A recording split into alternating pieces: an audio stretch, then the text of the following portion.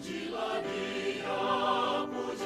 Dia, Yesus Tuhan Rajamu, Maha Pengasih, Maha Mulia, Yesus Tuhan Rajamu. Kesempatan indah Kau beri lagi bagi kami Jemaat Kolom 4 Gemi Betel Tumbuhan untuk beribadah bersama dalam ibadah salinan ini. Karena itu kami percaya setiap perkataan firman yang keluar dari mulut 1 sampai 28a. Esra pasal 7 ayat 1 sampai 28a. Firman Tuhan di bawah judul Esra diberi kuasa oleh raja untuk mengatur kebaktian dalam rumah Allah. Kemudian daripada semuanya itu, pada zaman pemerintahan Artasasta raja negeri Persia, maka berangkatlah Esra bin Seraya bin Asaria bin Hilkiah bin Salum bin Sadok bin Ahitub bin Amaria bin Asaria bin Merayot bin Serahia bin Usi bin Buki bin Abisua bin Pinehas bin Eleazar bin Harun, yaitu Harun imam kepala. Esra ini berangkat pulang dari Babel. Ia adalah seorang ahli kitab, mahir dalam Taurat Musa yang diberikan Tuhan Allah Israel, dan raja memberi dia segala yang diinginnya, oleh karena tangan Tuhan Allahnya melindungi dia. Juga berangkat pulang ke Yerusalem beberapa rombongan orang Israel dan imam, orang Lewi, penyanyi, penunggu pintu gerbang, dan budak di bait Allah pada tahun ke-7 zaman Raja Artasasta. Lalu tibalah ia di Yerusalem pada bulan kelima, yakni pada tahun ke-7 zaman raja itu. Tepat pada tanggal 1 bulan pertama ia memulai perjalanannya pulang dari Babel, dan tepat pada tanggal 1 bulan kelima ia tiba di Yerusalem. Oleh karena tangan murah Allahnya itu melindungi dia, sebab Esra telah bertekad untuk meneliti Taurat Tuhan dan melakukannya, serta mengajar ketetapan dan peraturan di antara orang Israel. Inilah salinan surat yang diberikan Raja Artasasta kepada Esra, imam dan ahli kitab itu, yang ahli dalam perkataan segala perintah dan ketetapan Tuhan bagi orang Israel. Artasasta, raja segala raja, kepada Esra imam dan ahli Taurat Allah semesta langit dan selanjutnya, maka sekarang olehku telah dikeluarkan perintah bahwa setiap orang di dalam kerajaanku, yang termasuk orang Israel awam atau para imamnya atau orang-orang Lewi, dan yang rela pergi ke Yerusalem boleh turut pergi dengan engkau. Oleh karena engkau disuruh raja serta ke-7 orang penasihatnya untuk mengadakan penyelidikan mengenai Yehuda dan Yerusalem dengan berpedoman kepada hukum Allahmu yang menjadi peganganmu, dan untuk membawa perak dan emas yang diberikan raja serta para penasihatnya sebagai persembahan sukarela kepada Allah Israel yang tempat kediamannya di Yerusalem, beserta segala perak dan emas yang akan kau peroleh di seluruh provinsi Babel, dengan persembahan sukarela yang akan dipersembahkan oleh rakyat dan para imam bagi rumah Allah mereka yang ada di Yerusalem. Maka oleh karena itu haruslah engkau dengan seksama memakai uang itu untuk membeli lembu-lembu jantan, domba-domba jantan, anak-anak domba dengan korban sajiannya dan korban curahannya. Dan haruslah semuanya itu kau persembahkan di atas mezbah di rumah Allahmu yang ada di Yerusalem. Tetapi apa yang dianggap baik olehmu dan oleh saudara-saudaramu untuk diperbuat dengan perak dan emas yang selebihnya, boleh kamu perbuat sesuai dengan kehendak Allahmu. Hanya perlengkapan-perlengkapan yang diserahkan kepadamu untuk ibadah di rumah Allahmu, sampaikanlah itu ke hadapan Allah di Yerusalem. Dan yang lain yang masih diperlukan untuk rumah Allahmu, yang pembayarannya menjadi tanggunganmu, itu boleh kau bayar dari perbendaharaan kerajaan. Kemudian aku, Raja Artasasta, telah mengeluarkan perintah kepada semua bendahara di daerah seberang sungai Efrat, begini: segala yang diminta daripadamu oleh Imam Esra ahli Taurat Allah semesta langit haruslah dilaksanakan dengan seksama, dengan memakai perak sampai jumlah 100 talenta, gandum sampai jumlah 100 kor, anggur sampai jumlah 100 bat, minyak sampai jumlah 100 bat, dan garam tidak terbatas. Segala sesuatu yang berdasarkan perintah Allah semesta langit harus dilaksanakan dengan tekun untuk keperluan rumah Allah semesta langit, supaya jangan pemerintahan raja serta anak-anaknya kena murka.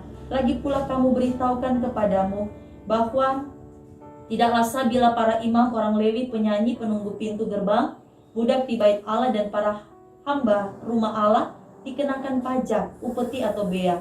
Maka engkau, hai Esra, angkatlah pemimpin-pemimpin dan hakim-hakim sesuai dengan hikmat Allahmu, yang menjadi peganganmu supaya mereka menghakimi seluruh rakyat yang diam di daerah seberang sungai Efrat, yakni semua orang yang mengetahui hukum Allahmu, dan orang yang belum mengetahuinya haruslah kau ajar. Setiap orang yang tidak melakukan hukum Allahmu dan hukum raja harus dihukum dengan seksama, baik dengan hukuman mati maupun dengan pembuangan, dengan hukuman denda atau hukuman penjara. Terpujilah Tuhan Allah nenek moyang kita, yang dengan demikian menggerakkan hati raja, sehingga ia menyemarakan rumah Tuhan yang ada di Yerusalem, dan membuat aku disenangi oleh raja dan penasihat-penasihatnya, serta segala pembesar raja yang berkuasa. Saudara, jemaat Kolom 4 yang dikasih dan diberkati oleh Tuhan, pada kita yang tentu kita semua boleh rasakan selaku jemaat Gemim Betel Tumbuhan. Karena seperti tadi Bapak Penatua sudah sampaikan, bahwa apa yang torang rindukan, Kang, hampir 1 tahun torang jemaat ibadah di rumah masing-masing, dituntun dari rumah gereja. Sehingga banyak orang dengar orang bilang, so rindu mau masuk gereja, so suka mau beribadah sama-sama seperti yang lalu-lalu yang sudah torang buat. Nah, ini waktu Tuhan torang yakin waktu yang terbaik, waktu yang Tuhan tahu bahwa inilah yang mau Dia nyatakan bagi kita sebagai orang percaya. Sehingga torang kembali lagi boleh ibadah salinan juga sama-sama seperti di pagi hari ini. Walaupun tentu masih ada anggota jemaat Kolom 4 yang pendeta tahu masih di rumah, Kang. Ada bekerja kah di rumah? Ada mungkin masih tidur-tidur kah di rumah? Atau yang mungkin baba jalan, nyanda punya, bukan berarti nyanda punya perasaan, Kang, tapi kerinduan untuk beribadah. Nah, mudah-mudahan dorang-dorang itu bukan tuh orang-orang yang selama orang ibadah di rumah kau bilang, doh, so suka mau ibadah di gereja, so suka mau ibadah sama-sama salinan dan seterusnya. Jadi tentu orang semua ini bukan berarti orang bebas dari pergumulan, Kang. Bukan berarti orang ini so aman, selamat, tidak ada lagi corona. Karena orang masih di masa pandemi. Walaupun tentu apa yang tadi orang percakapkan bahwa puji Tuhan, bahwa berangsur-angsur ini corona ini semulai sadiki yang terinfeksi ini virus. Jadi berharap bahwa semakin kuat, semakin kokoh orang iman untuk cari Tuhan, untuk datang kepada Tuhan, hidup melakukan perintah Tuhan. Tidak ada yang sia-sia.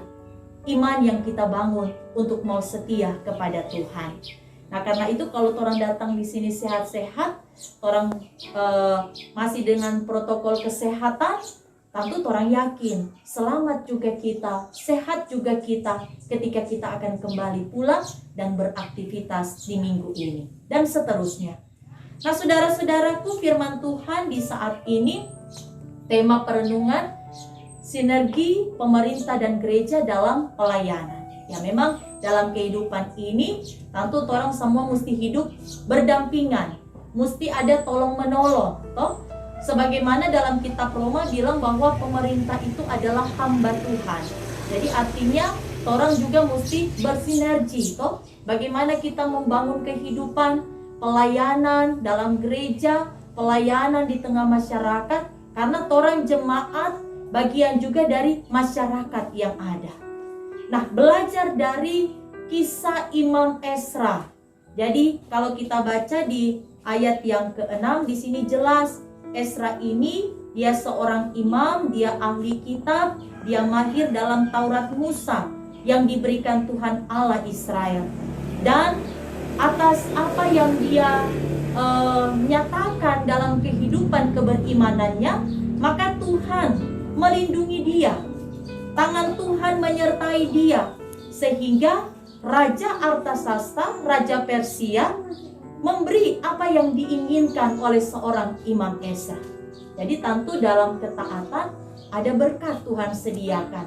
Jadi sekali lagi tidak sia-sia kalau orang taat kepada Tuhan dan orang mau melakukan hukum-hukum Tuhan. Sama dengan Ezra.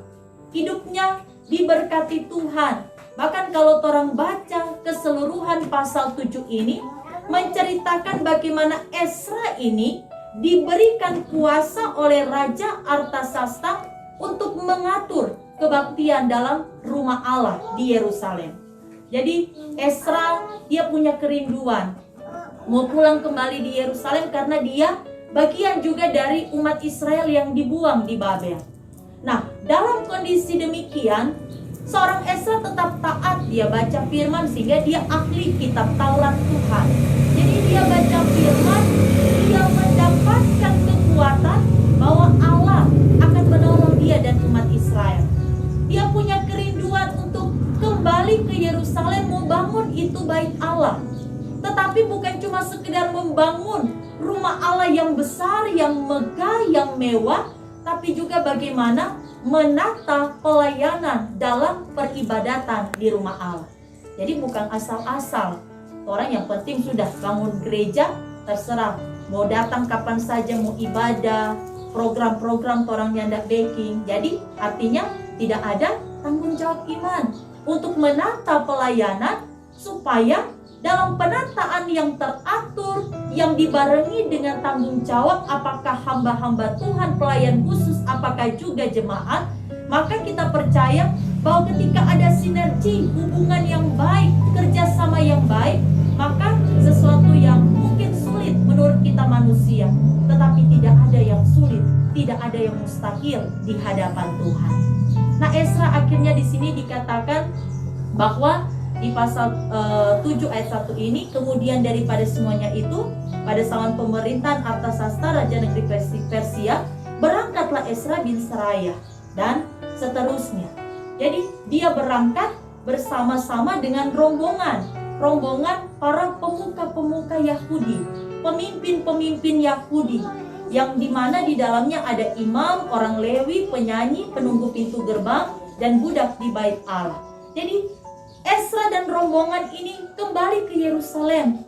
Tapi luar biasa bahwa Tuhan memberkati mereka. Tuhan melindungi mereka melalui Raja Artasasta yang memberikan surat salinan perintah. Perintahnya dikatakan bahwa untuk para bendahara-bendahara yang dimana di situ diperintahkan untuk juga berbagi. Jadi bendahara yang ada di daerah seberang sungai Efrat kasih akang bantuan supaya ini Ezra dan rombongan dorong boleh tiba di Yerusalem dan dorong boleh atur itu rumah ibadah, dorong boleh atur itu peribadatan yang ada di rumah Tuhan. Jadi memang perlindungan Allah itu nyata, dalam mana Ezra dia mau menyatakan yang terbaik, tentu bukan untuk dirinya sendiri, tapi untuk memuliakan Tuhan. Jadi Ezra seorang yang takut Tuhan. Ezra ini dia seorang yang tulus hati, betul-betul dia mau bangun rumah Tuhan, dia mau bikin bagus tuh rumah Tuhan, dia mau bangun itu persekutuan jemaat Tuhan yang bukan cuma sekedar asal-asalan orang menyembah Tuhan, tapi betul-betul tahu segala hukum ketetapan yang ada. Jadi karena itu Ezra belajar hukum Tuhan dan dia mengajar juga. Jadi dia menikmati berkat Tuhan dan dia jadi berkat.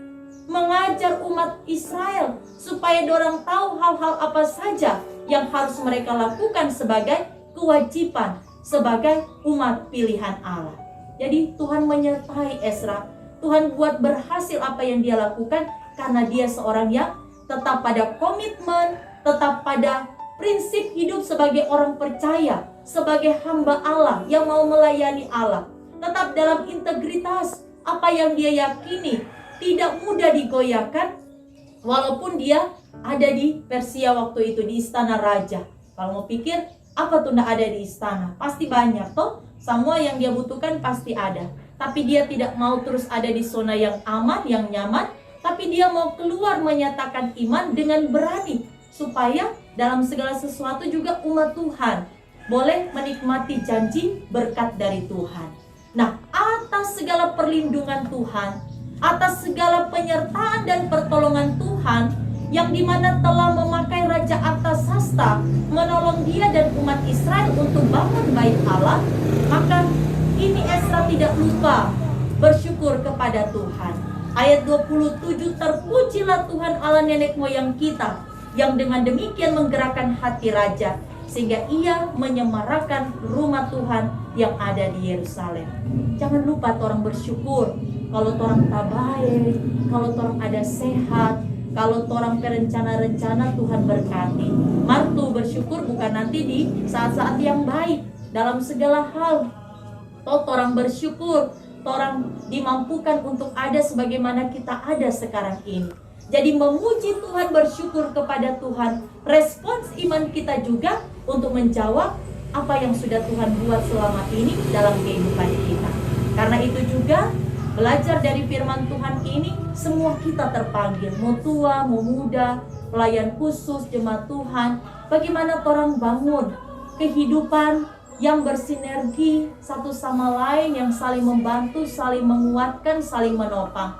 Bagaimana kita bangun relasi yang baik dengan Tuhan Allah, tapi juga relasi kita dengan pemerintah. Tentu sebagai masyarakat orang mesti taat pada setiap aturan-aturan pemerintah. Kalau orang di desa Kembuan ini, orang taat pada pemerintah yang ada di Kembuan. Kalau juga sebagai gereja, tentu dalam hubungan juga di sini bagaimana bersinergi pemerintah dan juga gereja dalam pelayanan, dalam menunjang pelayanan, dalam memajukan pelayanan. Jadi orang ini Ezra masa kini, semua orang ini hamba-hamba Tuhan. Seperti Ezra yang dimana dalam keberadaannya sebagai hamba Tuhan, tapi juga dia seorang penasehat di kerajaan Persia untuk bangsa Yahudi, untuk orang-orang Israel. Jadi di sini Ezra dia tidak pakai jabatannya untuk diri sendiri, kepuasan diri sendiri, kenikmatan diri sendiri, tapi dia pakai jabatan kedudukan yang adalah anugerah Tuhan, untuk dimana dia mau menyatakan kuasa Allah di tengah kehidupan umatnya.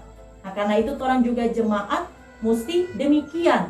Orang mesti dalam setiap tanggung jawab, apapun profesi, apapun kerja kita, orang bikin semua yang terbaik untuk kemuliaan nama Tuhan. Maka ketika dalam kebersamaan hidup kita ada untuk saling membangun satu dengan yang lain, maka kita percaya biar ada virus sekalipun, ada pergumulan sekalipun, Tuhan akan melindungi kita sebagaimana dia melindungi Ezra di dalam kehidupan dan tanggung jawabnya. Karena itu juga hari ini Jemaat Kolom 4, kita sama-sama juga bersyukur dengan keluarga Bogia Pondaah. Ibu Femi kan hari ini ulang tahun usia yang ke-50 tahun. Jadi Ibu Femi juga Ezra dalam kehidupan, dalam rumah tangga.